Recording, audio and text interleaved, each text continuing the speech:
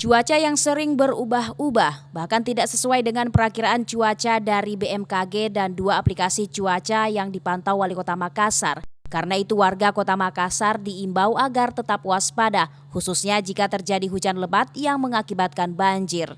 Wali Kota Makassar Muhammad Ramdan Pomanto mengatakan, hingga Jumat siang 3 Maret 2023, perakiraan cuaca dari BMKG dan aplikasi cuaca lainnya menandakan hanya terjadi hujan pada pagi hari hingga pukul 7.00 waktu Indonesia Tengah.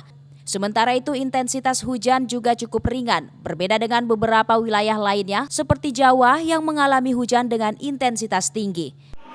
Ini hari ini,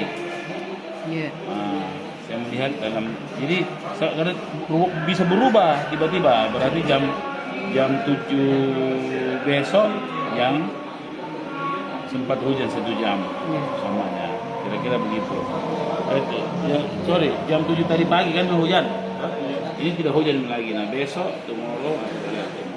Wali Kota Makassar juga menghimbau masyarakat untuk tidak panik terhadap adanya prediksi gempa bumi yang akan terjadi di Turki pada 3 dan 4 Maret 2023 yang diakui akan berdampak juga di Indonesia. Bahkan Wali Kota Makassar mengajak seluruh masyarakat untuk berdoa bersama untuk keselamatan negeri. Ira, Fajar TV dan Fajar Radio melaporkan.